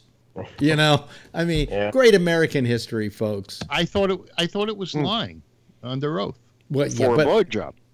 About a blowjob. No, that's why he lied. But but then you're going to say, well, why did he lie, Mrs. Jones? And then Mrs. Jones is going to have to say, just the way Josh explained the Johnson's issue, they're going to say, well, he was in the Oval Office and he was getting head.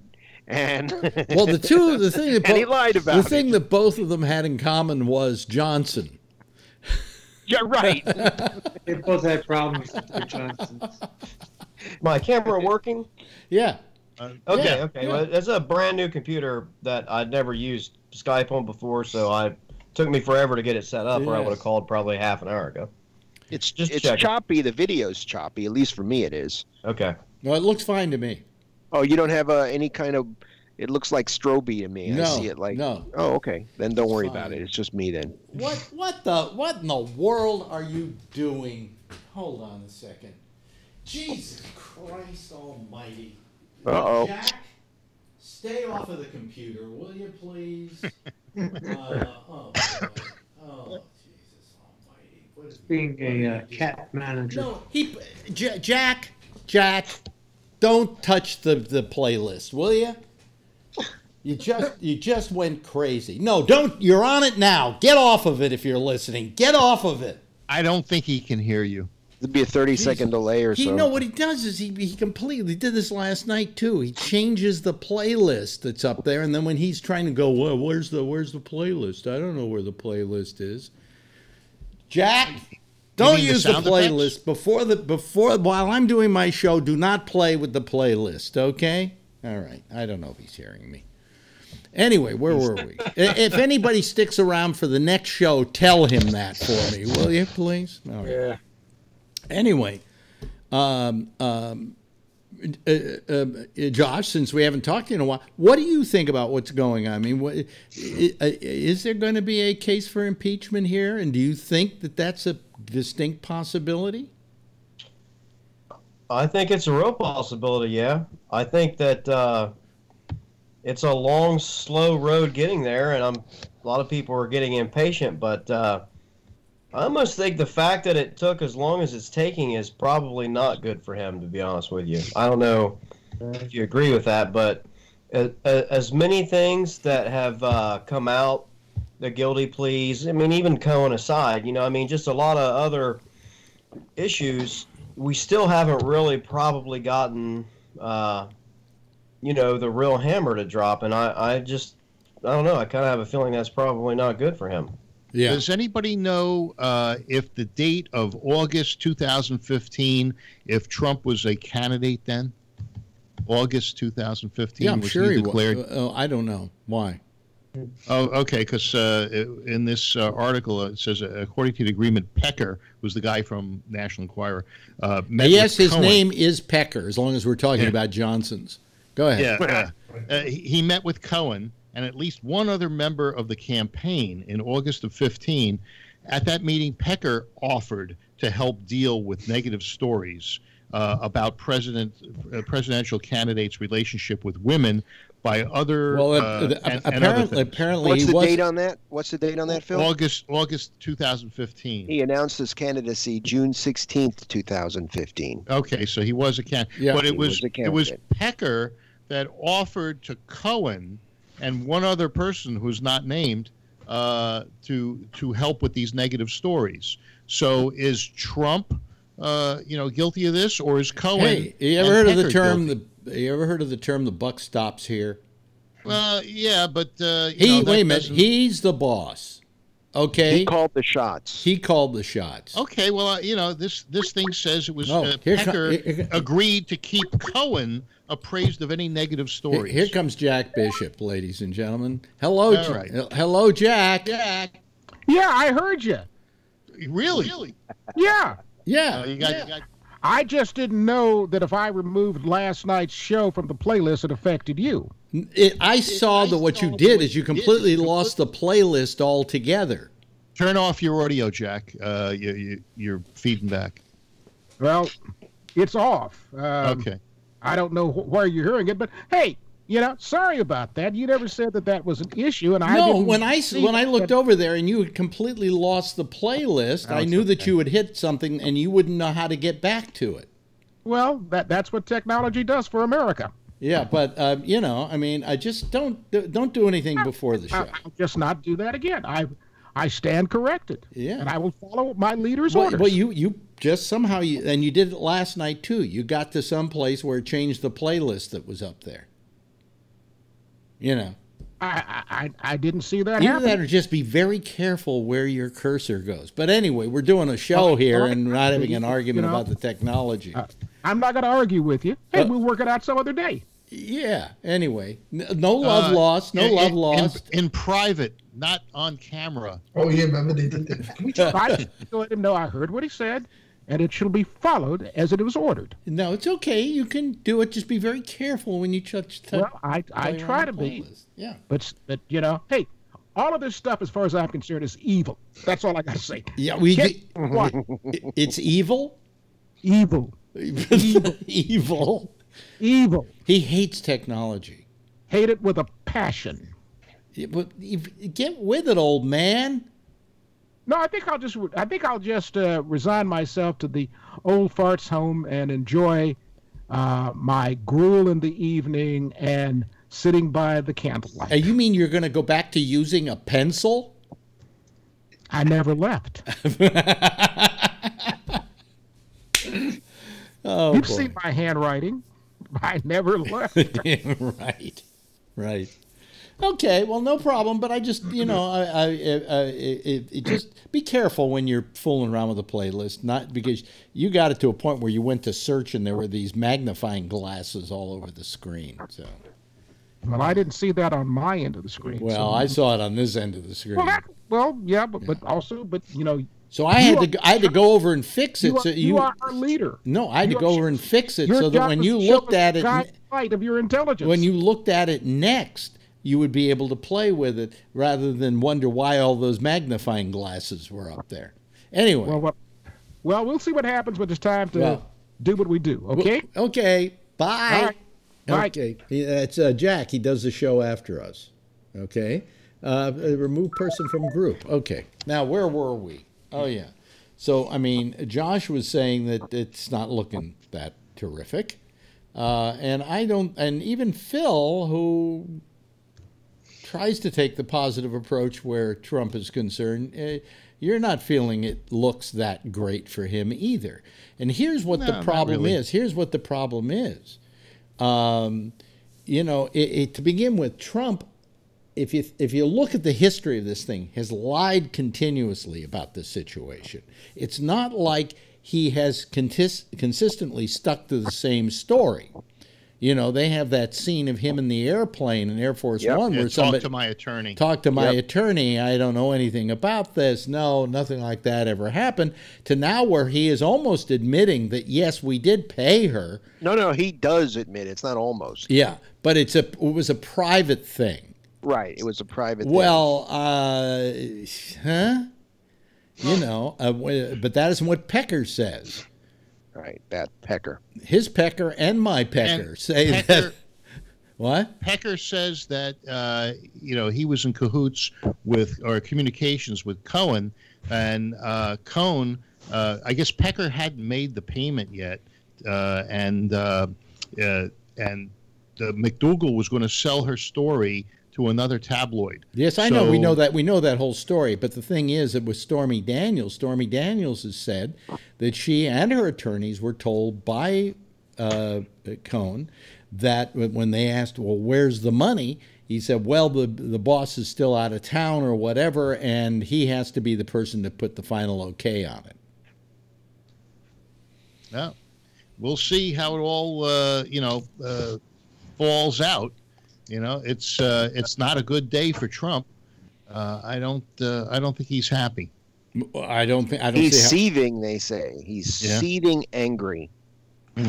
Well, you know what it is? It's like when a kid in school lied about something, and eventually one thing and another happens, and he realizes he's surrounded with the truth.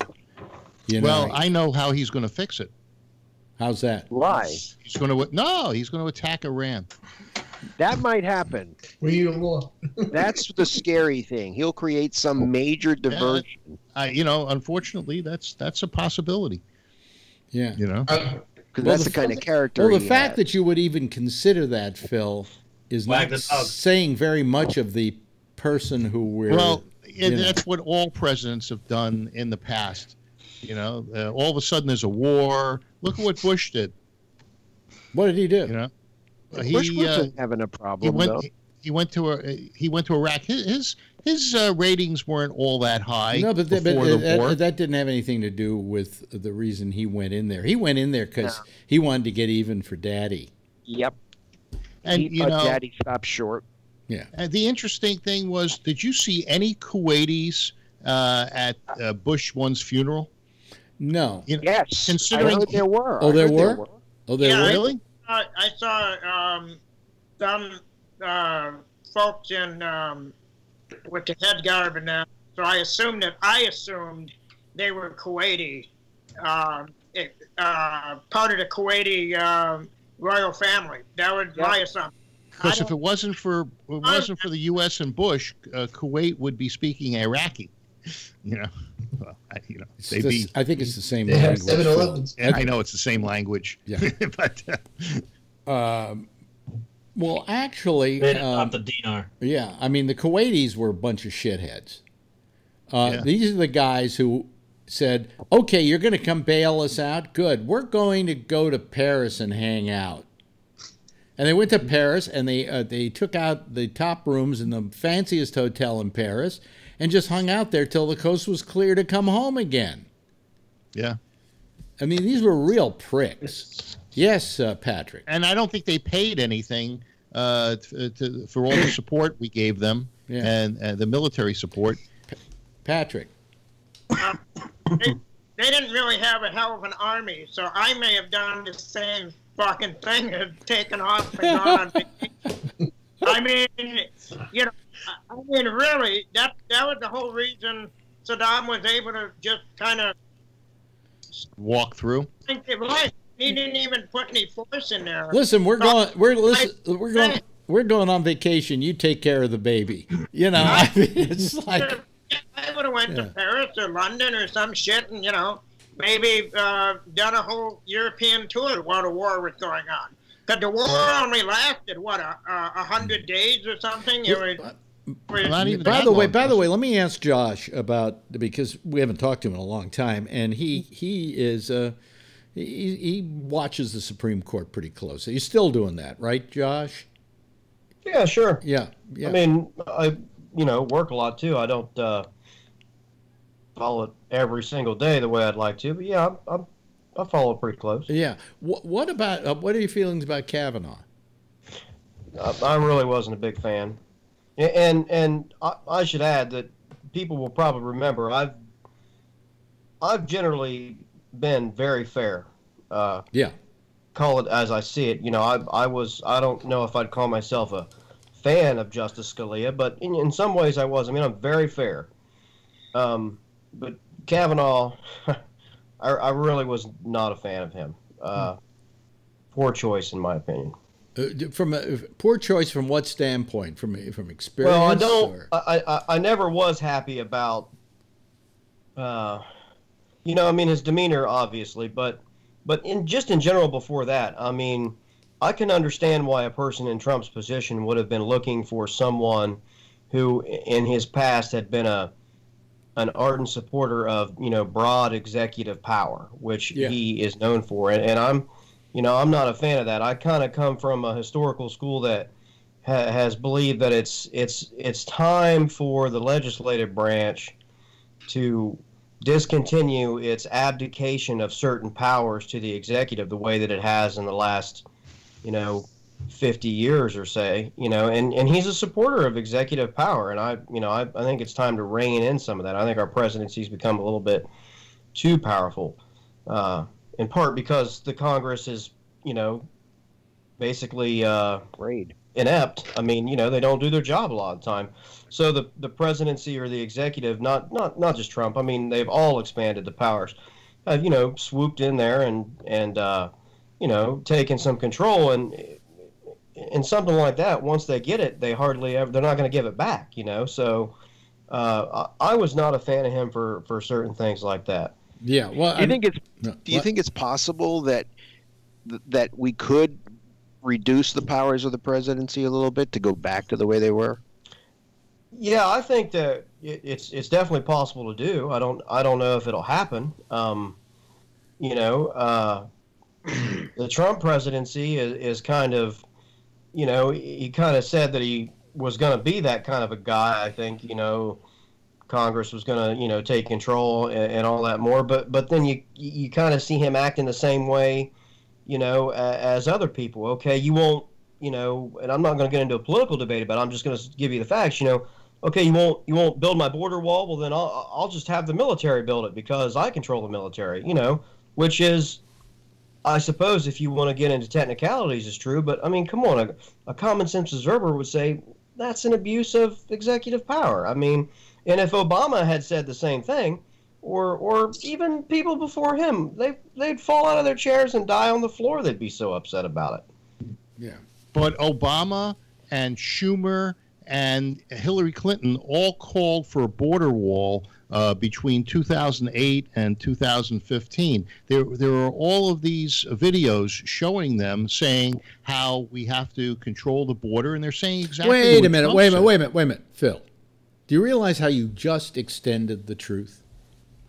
No, I saw 3 videos. But even if that were 100%, they said defend true. the borders. They didn't say build a wall specifically. Right, but even if that were 100% true, political game playing is not an excuse for the executive to grab power. I mean, it's just not. The power must always come back and rest in the people. So the fact that Congress is obstructionist or plays political games does not give the executive, no matter who it is or what party they're from or whether I love the guy or loathe the guy, is not a reason for him to grab power. So therefore, the idea has always been that if that were to happen, the people need to remove the people who allowed it to happen. Also, is not creating an atmosphere of xenophobia one way to gain even more power.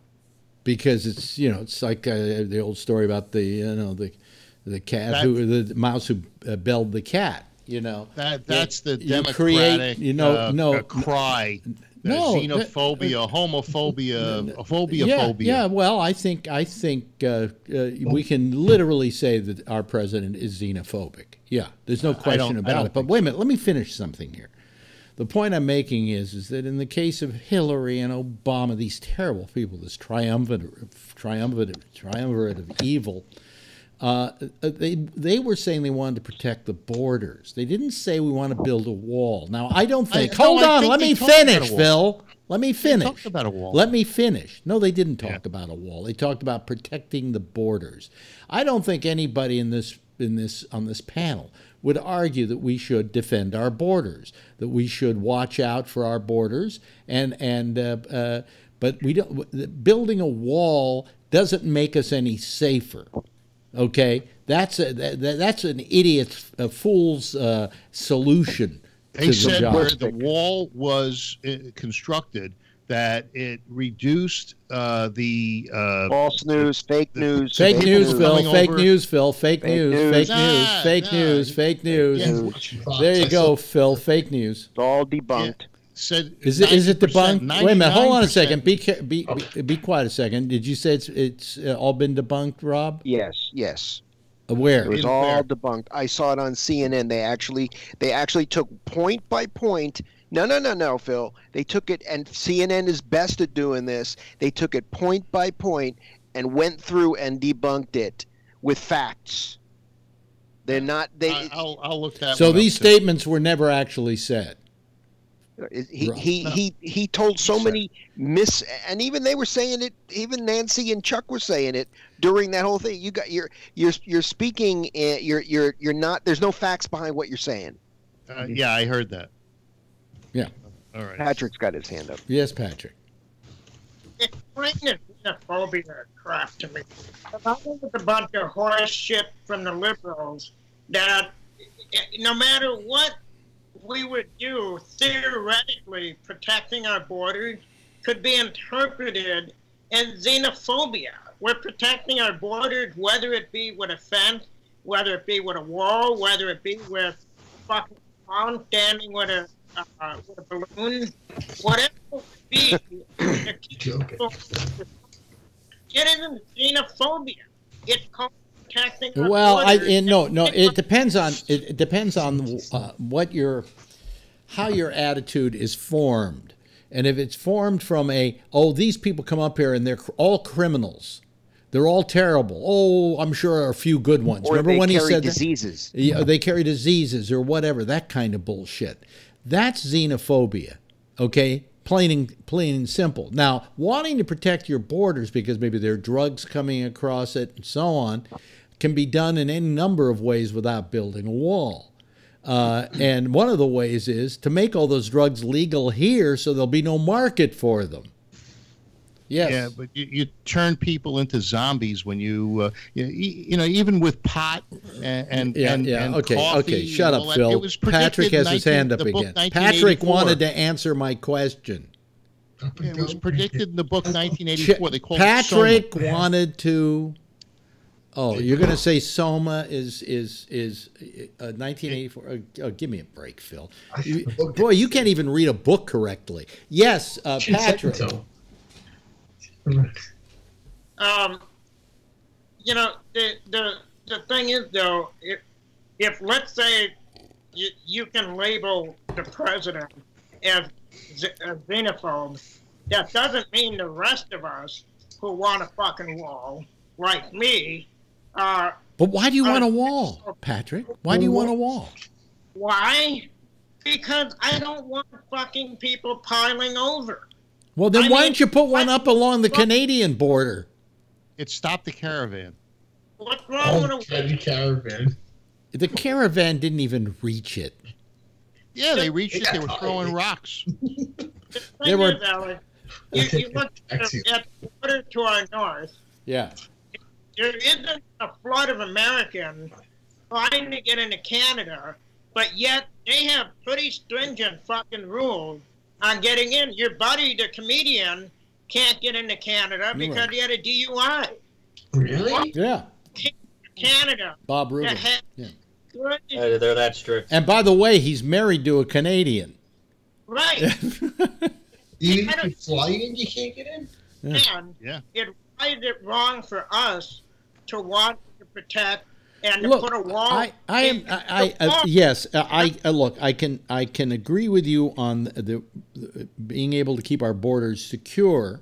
On the other hand, building a wall is not going to make it secure. Also remember one thing: walls which are meant to keep people from coming in can also keep people from getting out if it ever should be enforced. Okay. So, I'd like to have the ability to go to South America if I have to. Why? Why? To get out of this fucking place. It's fucking Trumptopia. Fly. Fly? Yeah, then you go over the wall. Okay. Well, I guess they'll just start flying. I guess they'll start flying here with their drugs. Anyway. Secret door. Do you see? They keep talking, Josh, about that we are heading for a constitutional crisis, and I've never had that quite defined. What is what kind of constitutional crisis could we face because of all that's going on right now? Well, I think they're worried that most of that, I think, revolves around they're worried that he'll fire the special prosecutor, and then that's a bit of a crisis, I suppose, because they're going to have to decide how to react to that. I mean, if he fires a special prosecutor, the idea behind firing him would be to just basically end the investigation. There it goes away. And then it's going to have to be decided whether, that's an impeachable offense or whether it's not. If it's not an impeachable offense, then it's going to look to a lot of people in this country like a person broke the law and just got away with it because he had the power to just make it go away. I'm with you. I don't know if I would consider it a crisis. I would almost term it more like we may be headed down the road for some constitutional high drama, but but I don't know if I would call it a crisis, because I believe that at the end of the day, regardless of how sickening I find him and how ridiculous I find the actions of his party, that will survive it. So crisis might be a bit of an overstatement. I probably agree with you on that. Well, I was one of these people that said that when Trump got put into office, that I consider our democracy pretty resilient, and that no one president could do enough damage to hurt this country. But I began to change my opinion about that, in that, yes, that's probably true if the country wants to turn around in the right direction to begin with. And secondly, if the damage that's been done can be overturned really fast. The fact is, I think the damage that Trump is doing to our nation right now and to its perception worldwide is something that's going to linger with us for many, many years to come, because it's toned the opinion that the world has of us. Mm-hmm. Yes, Rob. My biggest fear is not, I think those things can be fixed. What I'm afraid of is the new norm and the continuation of this, because suddenly it's becoming normal. A lot of his craziness is becoming so normal now that will we ever retract? Forget about all the other stuff. Policy and who our friends are and who our enemies are, and him siding up with the Russians, and now there's all this, the questions as to whether or not, he really did have any kind of. They say while he was campaigning, he was still trying to build a Trump Tower in Russia. Mm-hmm. So, the emoluments clause and not releasing tax returns. Hey, if he didn't do it, I'm not going to do it. And just changing the way we did things, that'll never go back. Are we living in a world of reality television suddenly becoming reality? Well, that's what happened yesterday in the Oval Office. Yeah. It was like an episode. The same thing as The Apprentice. Yeah, it was an episode of The Apprentice. Just the lighting wasn't as good. No, right. Wasn't that dramatic lighting with the spotlight coming down on him? Yeah, it's odd how people. It's odd how people always want such government transparency. Which don't get me wrong, I'm all for. But like that thing in the Oval Office yesterday, that should be behind closed doors. I mean, that made me. I don't know. I was just uncomfortable watching it. It's like. Yes, it was uncomfortable, but I like the transparency. I like that right in front of me. I liked it because it made Trump look like the asshole he was. But no, I didn't think he looked like an asshole at all. I think he was standing up for what he wanted. What goes on behind and threatening to close down the government at Christmas time. Very nice of him. And then Pelosi and Schumer can say and leak whatever they want to leak when it's behind closed doors. No, I want to see it in front of me. Mm-hmm. I'd rather Pelosi squirm and Schumer. Do you know? Actually, it might have been a more civil discussion. Well, it might have been a more civil discussion if cameras weren't there, but he was acting up for television. Right. No, I think he was acting up. The cameras were on. When the cameras are on, Trump is on. When the cameras are off, he can sit in a room and be maybe more reasonable. Pelosi. You're not listening to me, Phil. You don't. You're not listening. What did I say, Phil? When you said that when the cameras are on, Trump is on, and I'm saying that's not true. I'm saying that Trump was making his point, and Pelosi, even though she probably agreed with him, wants to cater to her base so that she can become Speaker of the House. And she's going to be Speaker of the House. She doesn't have to become Speaker of the House. She's going to be. Yes, Patrick. Patrick. The thing that I thought was interesting with that, I was talking back and forth on Facebook, and this person said that Trump looked foolish yesterday. And I said, well, the three of them looked foolish. And I said, who is more foolish? The one who started it, which would be Trump, or the two that continued it on. I mean, wasn't there a way for Nancy and Chuck to just say, you know what, we're not going to participate in this in public? Well, they were already there, and they were told that's the way he would talk to them. It wasn't like, I think they did ask for a private. They said it a few times. This should be behind closed doors, where we're talking about facts that we can check, not just spouting out things on camera. They said that. Mm-hmm. Yes, Bree's with us. Bree from Dubai. Hello, Bree. No, he's gone again. Bree, when you can't get a good connection, don't keep calling us back. It's kind of, disruptive. Anyway, here he is again. Bree, can you hear me? Can you hear me, Bree? Bree? See, if you can't have a good connection, don't keep trying again, because it is disruptive. We've only got a couple of minutes left. Yeah, no, they really wanted it to be private, and they were not given. They shut the fuck up, and they could have just not answered. Look. I mean, pretty simple. Treat him like a child. Right, it's pretty simple. They could have been the parents in the room and not said anything and just said, look, we're not going to participate in this in public, period. But they didn't. They went on. They looked like goofs. She there with her hand moving. Chuck looking like the slimy bastard that he is. Hey, listen. You're talking about two people I'm not too terribly fond of, but I think that the president handled it rather rudely, and I think his threats to close down the government, especially at Christmas time, was inappropriate. He could have waited. He could have just kicked the can down the road 2 months and said, we'll deal with it then. This is not the season for us to close down the government. That would have been a nice thing for him to say. Pelosi said that she said to him that he couldn't get the votes in Congress for his wall, and he said he could. Now, he said also that the reason that he wasn't attempting it was because the Senate needed 10 demographic. Listen, the only thing that Trump hasn't tried yet to get his way in this deal is to say, I'll hold my breath until you let me build the wall. Well, it's coming.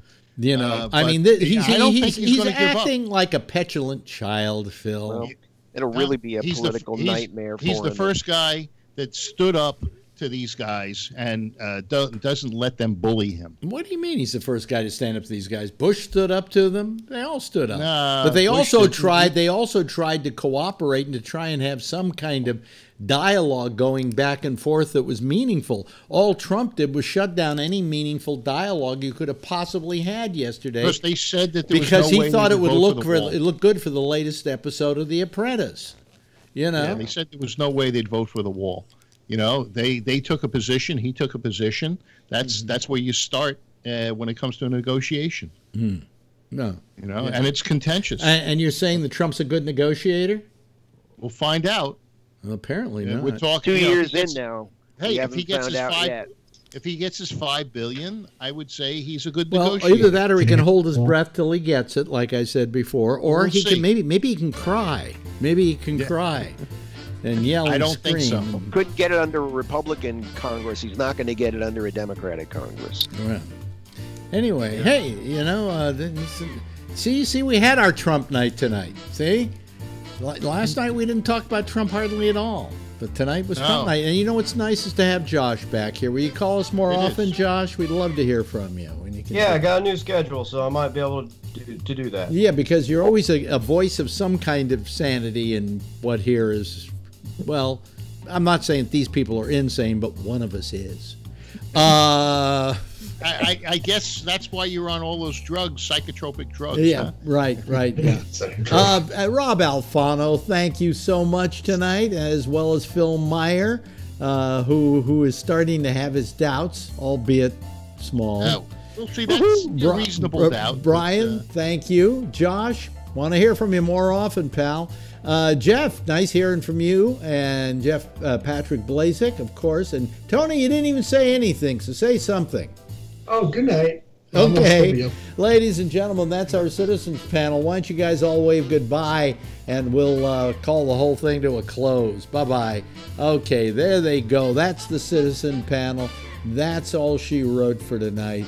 And we thank them all for calling. And even Jack Bishop. So that, you know, and we love hearing from Jack, too, even though we were having a bit of a problem there with our stuff. Oh, where do I get rid of everybody? Oh, there we go. Okay. After a while, I begin to forget how to do this whole thing. Anyway, listen, Jack Bishop is next. It's a great show, and you should call that one if you get a chance, because he's a lot of fun. Okay? And then I'll be back again tomorrow night after the exchange with Damian Chaplin at 10 o'clock. Same time, same station in life. In the meantime, yep, if you see her, tell her I love her. Okay, bye-bye.